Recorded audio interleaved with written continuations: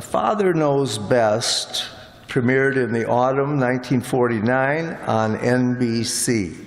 It was on at 8:30 p.m. Eastern Time on Thursday nights. Anybody remember listening to Father Knows Best?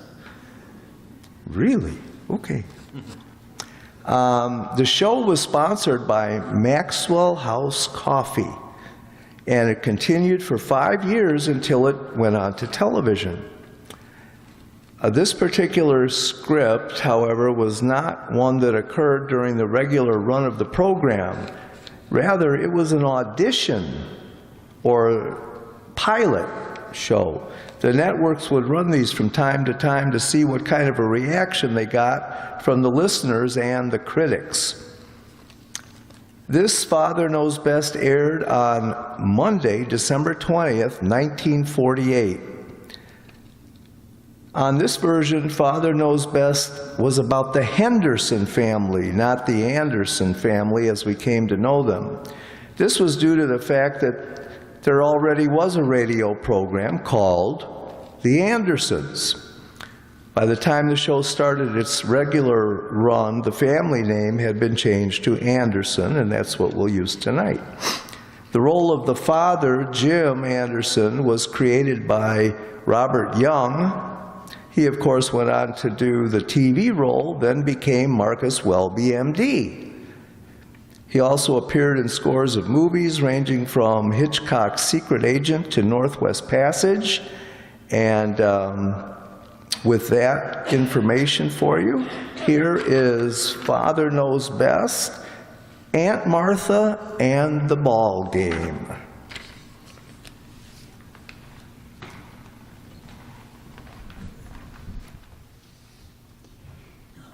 Mother, is Maxwell House really the only coffee in the world?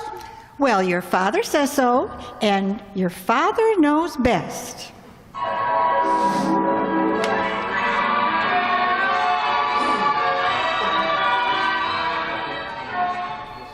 Yes, it's Father Knows Best, transcribed in Hollywood, starring Robert Young as father. A half-hour visit with your neighbors, the Andersons, brought to you by America's favorite coffee, Maxwell House. The coffee that's always good to the last drop.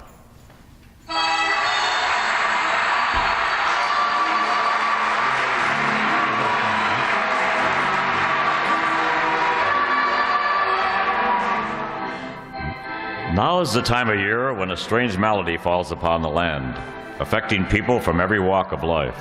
Butchers and bakers and candlestick makers, rookies and bookies and Senator Kefauver. It's an affliction that kills off thousands of grandmothers and brings a peculiar gleam to millions of eyes. It's known as baseball fever, and nowhere is it more prominent than in a certain white frame house on Maple Street in the fair city of Springfield. Like this. You know, but I just think in that ball game they should have done that. They had a plenty of chances to win. They could have. I mean, well, sure, but they had the tying run on third base, didn't they? The situation called for a squeeze play, and you know it. Jim, your eggs are getting ice cold. 1 out and a man on third, and he lets the batter hit away. But Kelleher hits a long ball, Dad. If he hit a home run, we'd have won the game. Bud, if you're not interested in breakfast, then just... But he didn't hit a home run. He popped out. Well, sure, but he would have hit a home run. The paper says it might snow. If I'd been running the team, I'd have squeezed the man in. Maybe Kelleher doesn't know how to bunt. 3 people in Miami were lost in a blizzard.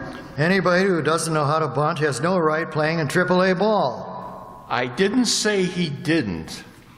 I said maybe he didn't. 64 people were killed in the telephone booth. But if he played it safe, he couldn't have missed. Somebody dropped an atom bomb when they weren't looking. That's fine, honey. Bud, the basic principle of the squeeze play makes it almost foolproof. All they had to do was, what? Something wrong, dear? What did you just say? I don't know, dear. I wasn't listening. 64 people were killed. Oh, that. Where did you see anything about 64 people being killed? Well, you know, I may go down in history as the first person to find a practical use for the atom bomb. What are you talking about? It's probably the only thing known to science that will stop a conversation about baseball. 64 people in a telephone booth? Well, they were good friends. Good morning, everybody. Good morning, Betty. Hi. How's the baseball capital of the world? We have just relived last night's game between Springfield and Columbus. Margaret. Pitch for pitch. Holy cow, Mom. We were just talking. Baseball. I got all dressed up last night, and where did Roger take me? To the ball game. Hey, did you see the game last night? Well, I was there. Betty, in the ninth inning, when Sauer was on third. Jim, let's not go into that again, please. But, honey, if she was there. I don't even know where third is. Oh, fine. And furthermore, I don't care. Drink your orange juice, dear. Betty, how could anyone possibly be in this family as long as you have and know as little about baseball? It isn't easy, but I keep trying. Morning, everybody. Oh, hi, Kathy. Good morning. Morning. Kathy's only 9, and she knows more about baseball in 10 minutes than you do in a year. Hurrah for her. Oh, but Joe Phillips was here last night. Just a second, kitten. Tell your sister where third base is. Third base? That's right. Well, I didn't take it. Kathy, when you play baseball, where is third base? Oh, that's the rock next to the Hathaway's fence. Margaret, may I have my coffee? Of course, dear. Oh, did somebody move it? Kathy, let's talk about something else. Well, that's the nicest thing I've heard around here for the past month. Father, they're having a sale at Gorman's, and I saw the most beautiful... Betty, Yes, Father? we're not going to talk about dresses. I wasn't talking about a dress, Father. Oh, well, that's more like it. Oh, this was the most beautiful suit you ever saw, and it was reduced from $89.50 to only about... Yes, Father? No. Jumping creepers. Anybody else have any ideas about a topic of general interest? Wall Street? The foreign situation? Gasoline scooters? Not gasoline scooters. That's what I thought. Well, how about Joe Phillips? Well, that's a nice lively subject. What about him? Well, he was here last night. Fine. Anybody have anything brilliant to say about the weather? Well, did I tell you about the envelope? What envelope? The one Joe Phillips left. This is going by way of Sioux City, Iowa. All right, Kathy, what about the envelope? Well, it's on the desk in the den, and Joe said to be sure not to lose it because it has the tickets. What tickets? Well, the baseball tickets that Bun won in the raffle. Hey! Bud? Baseball again? Yeah, Buddy won. Bud, you're shaking the whole table. I won the tickets, Dad. They picked my name. I won. Bud, will you please calm down? There's no need to Kathy, see who's at the door. It's Bud's door. I won. Never mind whose door it was. Just see who it is. Gee whiz. Just 'cause I'm the littlest one in the family, I'm not supposed to have any feelings. Bud, what's this all about? I won the tickets. Oh, dear, he spilled the cream all over the table. I'll fix it, Mother. You won what tickets? For the doubleheader tomorrow. We all chipped in $0.25 apiece, and I won. I got 2 tickets for a quarter. Bud, don't you realize that that amounts to gambling? And you know how we feel about gambling. But it wasn't gambling, Dad. The boys' club got the money that was left over. Oh, how much was that? 35 cents. Give the tickets back. But Dad, they're playing Columbus. I wouldn't care if they were playing the Nina, the Pinta, and the Santa Maria. Oh, gosh, Dad. I thought you'd be happy I could treat you to the game. When a bunch of boys... What? Well, we couldn't afford to treat our fathers any other way, so that's the way we did it. Your father's absolutely right, Bud. You and the other boys should go out. Just a minute, Margaret. Let's look at this thing in a practical way. Why, Jim? As long as the boys had an unselfish motive, Jim Anderson? and after all, the boys' club is making 35 cents. Bud, the next time you spill the cream, you can just clean it up yourself. All right, Betty, that's good enough. Gonna play Columbus, huh? They're in first place, too. But if we win both games... Daddy! Just a minute, Bud. What is it, Kathy? It was a telegram, and I had to sign for it. Fine. Now you can sit down and rest a while. Who's it from, Jim? Suppose I open it and see. I think that's a very good idea. Well, I signed it Kathleen Joy Anderson, and I had to write it very small. No! Jim? Why does she have to pick on us? It isn't Aunt Martha. Not again! She'll be here in the morning. Oh, no. Oh, boy! What are you so happy about? She always gives me $1. Well, maybe she won't come. Huh, Dad? Like last time? She'll be here at 10:17 tomorrow. Oh, dear. Why does she have to come at all? She's only going to stay 1 day. How do you know? It says so. Here, see? Arrive 10:17 train Sunday, staying 1 day. Meet me. Tight-fisted old character. It'd kill her to use more than 10 words. Jim?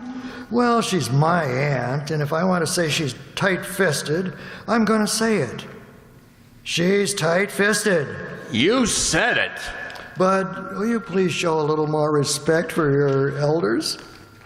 But you just said... Never mind what I just said. She's old enough to be your grandmother. You owe her a certain amount of respect.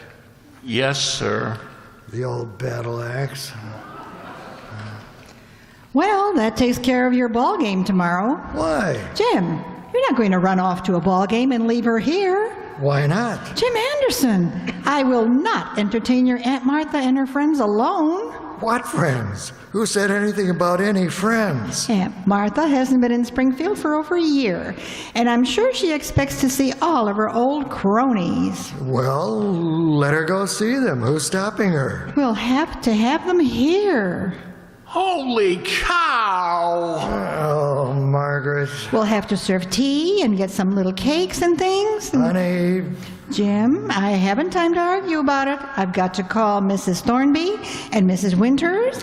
And You then mean rich Mrs. Winters with the iron fence? Yes, dear. She gave me $1 once.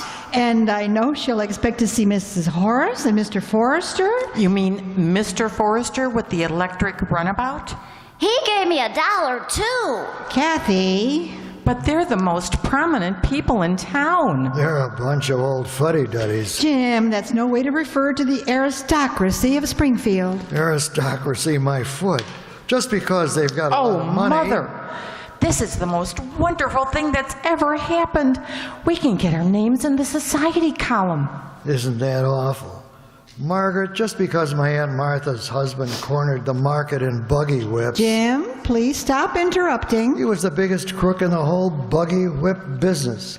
That's what he was. And if you think... Amanda Wilson. We'll have to call her. Amanda Wilson? Margaret, if you'll only listen to me. You mean the Amanda Wilson with the Rolls Royce and the chauffeur and the butler and the cook and I can't Betty, imagine. stop drooling and sit down. But Father... Bud and I have tickets for the ball game tomorrow, and I don't care if my Aunt Martha shows up with the caretaker of Fort Knox. You are not going to leave this house tomorrow afternoon, Jim, and you might as well. Betty, where are you going? Well, I have to call the society editor and arrange for pictures. Margaret, for the love of Pete. And it's a doubleheader, too. There'll be lots of other ball games. And Kathy, you haven't finished your breakfast. Well, I haven't got time, Mommy. I have to go to the store. What for? Well, I have to buy a new piggy bank.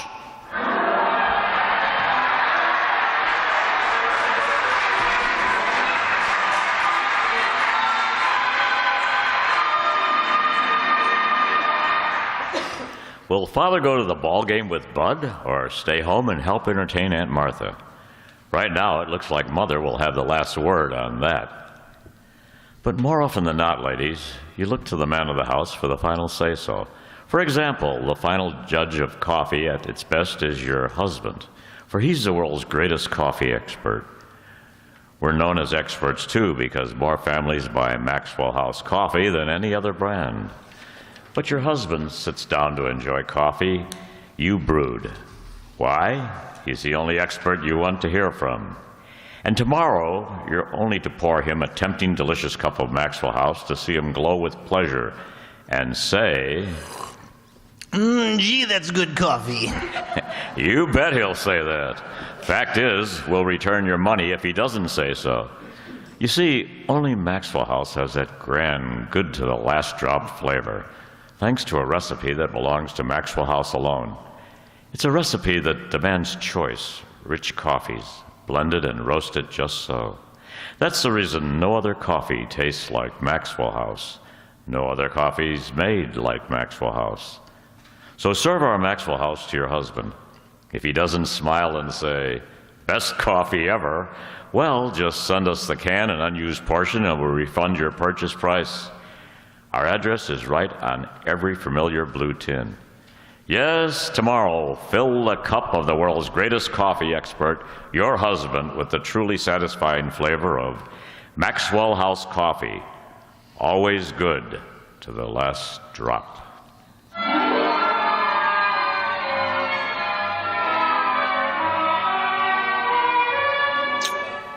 It's Sunday in Springfield, and the noonday sun is shining and bright and warm. There's a feeling of joy and exhilaration in the air, the spirit of gaiety and good cheer. Everywhere, that is, but at 607 Maple Street. There they've got Aunt Martha. Like this. I tell you, there is a draft, Margaret. I can feel it going right through my bones. All right, Bud, close the window again. Yes, ma'am. Miserable city, Springfield. Always has been and always will be. You know, Aunt Martha, there's a train leaving at 1 o'clock. Jim, Well, I just want Aunt Martha to be happy, and if she doesn't like it in Springfield, don't you think the children have grown, Aunt Martha? What did you expect them to do? Get smaller? No, but I was just... Children have been growing for thousands of years, but parents act like they ought to be given a medal. did you say something, dear? No, I was just thinking. Jim, stand up. What? I said stand up. Now, look, Aunt Martha, I'm not a child, and if you think that Jim. All right. I'm up. Now what? Disgusting. What is? The way you've put on weight. I've done no such thing. I can wear the same clothes I was wearing 15 years ago. As a matter of fact, I am... You've got corporation. I'm not corpulent. Jim, stop arguing with me. If there's one thing I detest... Margaret, this room is stifling. Yes, Aunt Martha. Stuffiest room I've ever been in all my life. All right, Bud. Yes, ma'am. That's the trouble with modern houses. 1 minute they're cold, the next minute they're hotter than the hinges of, well, little Kathleen. Is this the bag you wanted, Aunt Martha? Thank you, child. You're very sweet. You're welcome, Aunt Martha. Only one in the entire family with an ounce of brains. Can't for the life of me figure out. Bud? Yes, ma'am. Mother, I just talked with Miss Pritchard at the newspaper office, and it's all arranged. That's fine, dear. She's going to send Mrs. Latham over as soon as she finds her. Isn't it marvelous? Betty, I wish you would stop bouncing. Yes, Aunt Martha. It's enough to make a person seasick. They might even take pictures. Would you like to hear my piece now, Aunt Martha? Not right now, Kathy. But Aunt Martha said she's going to give me $1 as soon as I... Your mother said not now, Kathy. Gee whiz. Bud? Yes, ma'am. What are you doing with that window? I didn't say Bud. Close the window and leave it alone. Yes, ma'am. Bud, may I speak to you in the den, please? Jim, you're not going to try anything? I would like to speak privately with my son, something I just happened to remember. Do you mind? No, but just be careful. Yes, Margaret. All right, Bud.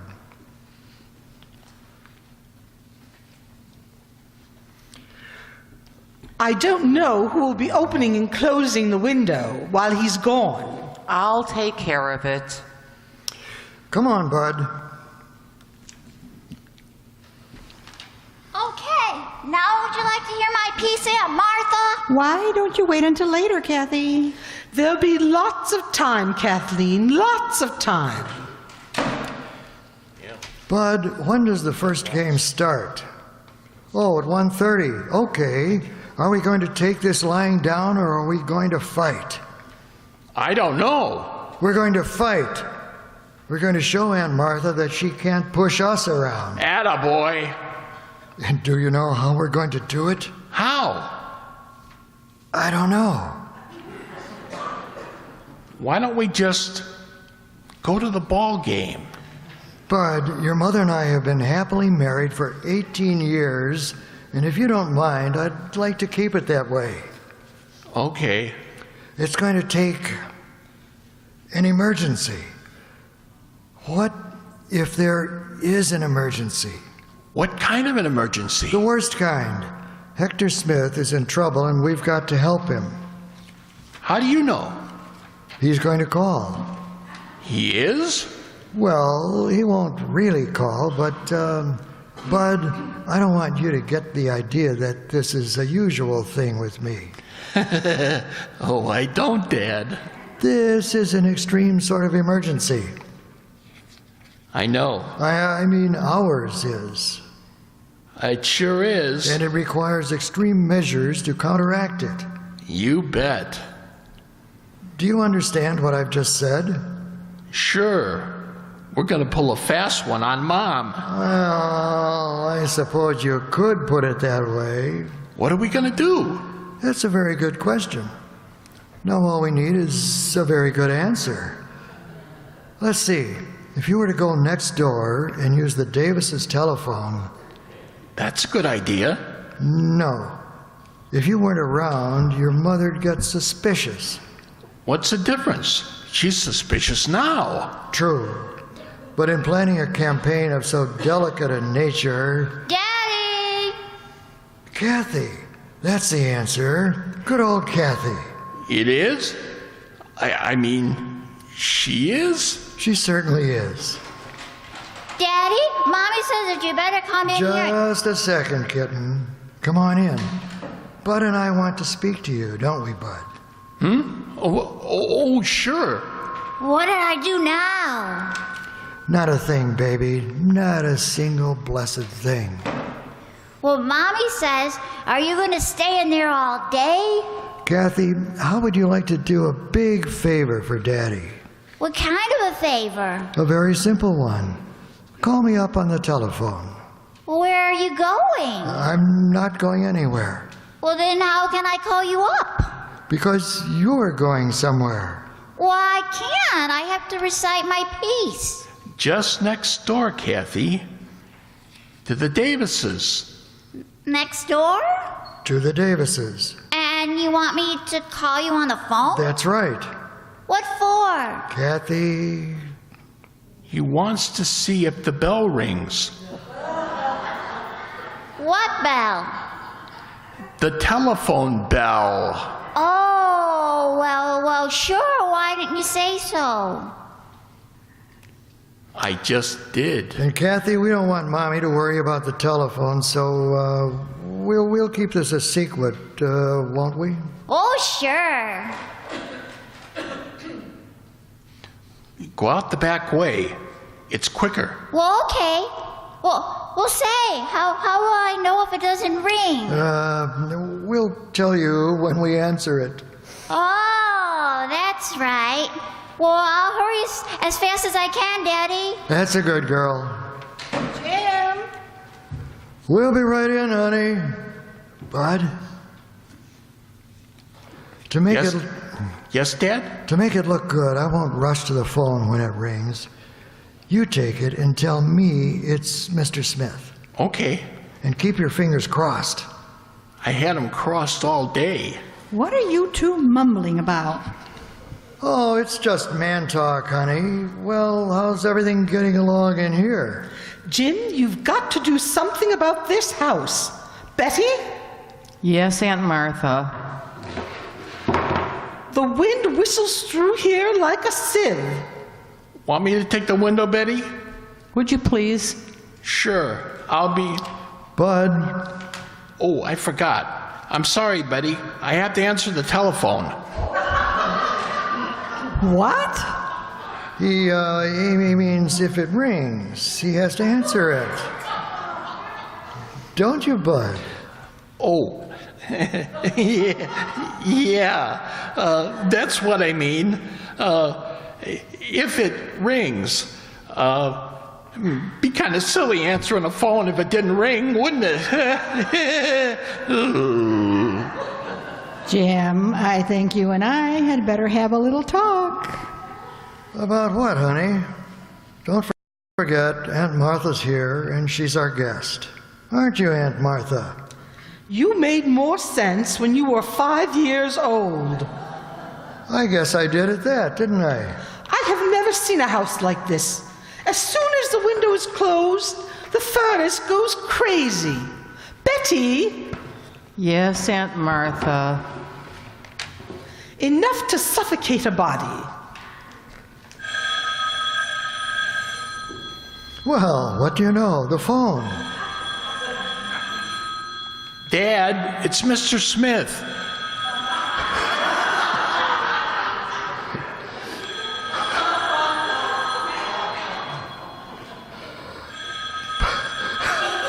Well, Don't you think you ought to answer it first? Sure, I'll be glad to. Never mind. I'll get it myself. Bud, you and I are going to sit down and have a long talk. Yes, ma'am. My son, leave it to him to get everything all fouled up. It's Mr. Smith. Hello? Hello, Daddy. This is Kathy. Oh, hello, Sam. How are you? Hello? Daddy? No, we were just sitting around talking. Daddy? It's Kathy. You are? Huh? How did that happen? How did what happen? Stuck in the mud, huh? Daddy? Outside of Plainville? Well, that's awful. Daddy, don't you want to talk to me? Why, it won't be any trouble at all, Sam. Daddy? Bud and I'll be there in less than an hour. Daddy! Glad to help, Sam. It isn't Sam! See you later, Sam. Daddy! This is awful, Margaret. Sam Woody's in a terrible spot. So I gathered. He's stuck in the mud outside of Plainville, and I promised that Bud and I would go help him. Well, that's very nice of you, dear. Get your coat, Bud. We haven't any time to lose. Okay, Dad. And make sure we've got a good tow cable in the car. You bet. Better take along an extra motor, too, dear. All right. What? I was talking to Dorothy this morning, and she said their motor was being overhauled.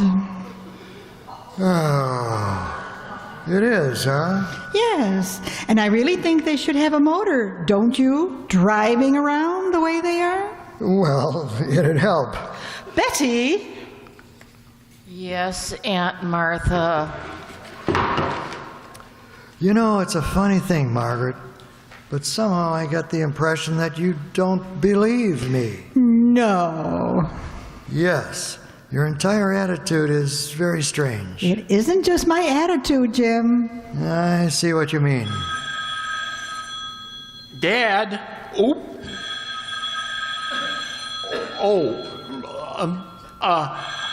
I have to answer it first. I'll get it, Bud.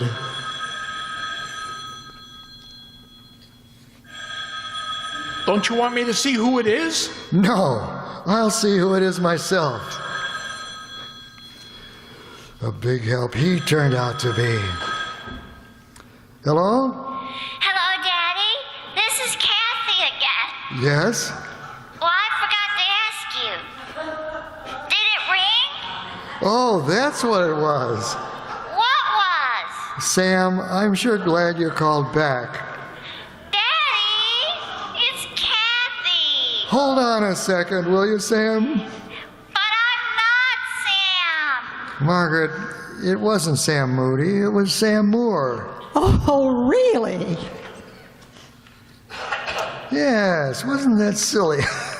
Probably the silliest thing I've ever heard. Let me have that phone. But Margaret, if you'll just let me tell you... The phone, please. Honey, this whole thing is...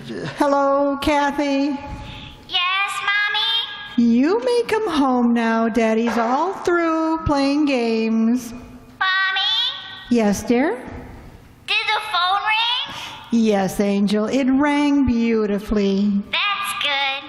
Goodbye. Goodbye, dear. Margaret, if you'll just listen for a minute. Yes? Well, maybe it'll take a little longer than a minute. But you see... Yes? Bud... You want me, Dad? Yes, there's something I think you ought to, It didn't work, huh, Dad? Bud, there's no sense letting those tickets go to waste, so, why don't you take them over to Mr. Phillips? Tell him, we won't be using them. Are you sure? Quite sure, dear. Okay. Everything has to happen to me. Well, that was quite a performance, wasn't it? We'll talk about it later, huh? Oh, you can count on that. Well, if you two are caught up on your gabbing, you can get me my coat. But Aunt Martha, I told you, we're having a tea. Well, have it. Jim, don't just stand there. Get my coat. Aunt Martha, you don't understand. This tea is for you. You don't have to visit your friends. They're all coming here. My friends? Jim Anderson, do you think I came all the way from Columbus to visit with those old fogies? Aunt Martha? I'm going to the ball game. Oh, no!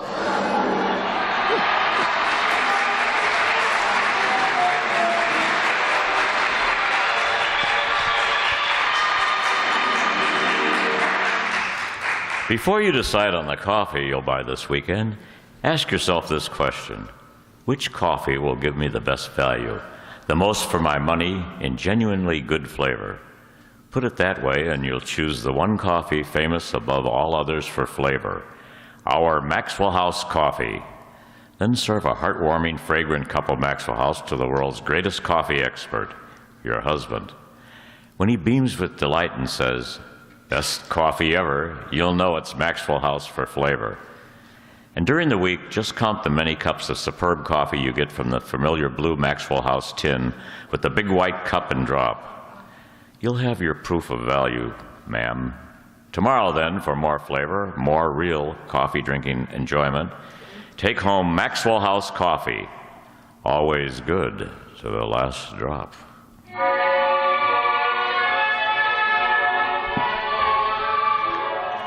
Now it's Monday, gloomy, gloomy Monday, and nowhere is it more so than in the Andersons' breakfast nook, like this. A fine Sunday that turned out to be. Methuselah and his girlfriends. Bud, how many times have I told you not to read the newspaper at the table? Oh, I just want to see the ball scores, Mom. Can't I please? What's the matter, Bud? Dad, look at this. Well, I want to see too. Ah, the situation. Jim, what is it?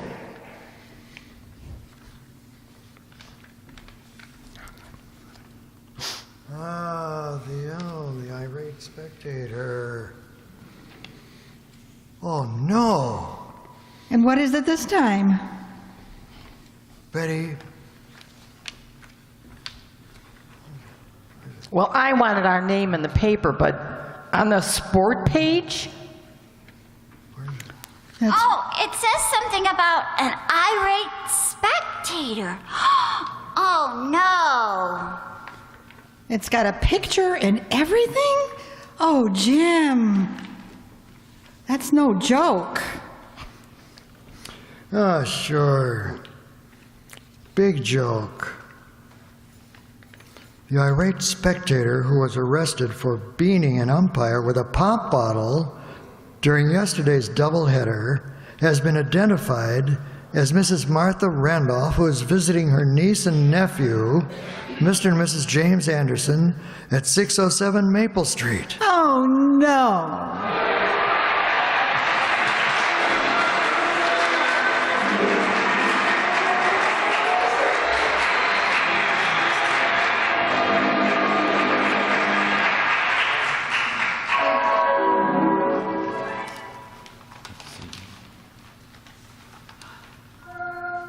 Hurry, hurry, hurry, step up today for brand new Crinkles candy-kissed rice. It's twice as nice. Crinkles, the sensational new sugar-coated rice cereal. Yes, sir, the whole family will have a circus eating Crinkles, 'cause candy-kissed rice is twice as nice. Just add milk or cream and eat. No sugar needed. Crinkles are the quick energy treat for snack time, too. Crinkles, the newest Post cereal. Get candy-kissed rice Crinkles today at your grocer. Hurry, hurry, hurry, hurry.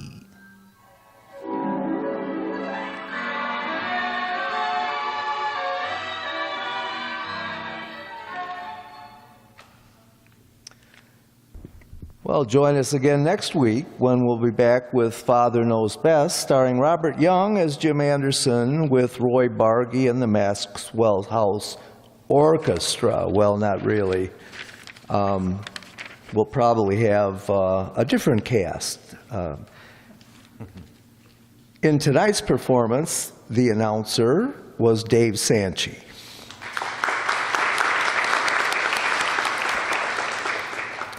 The pitch man, or the huckster, whatever you want to call him, and also the husband was played by Marty McNulty, who also, again, did our fantastic sound effects.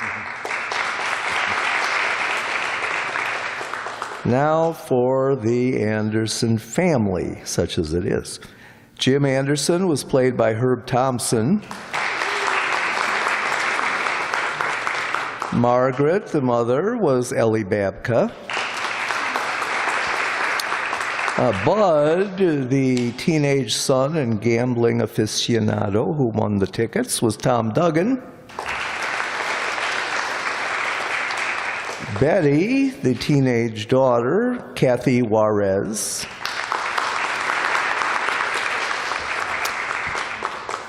Kathy, the youngest daughter, poor kid, was Donna Amesmeyer. And Aunt Martha, the imperious dowager, just in from Columbus to see her home team play, was, here I go again, Sue Gadzinski.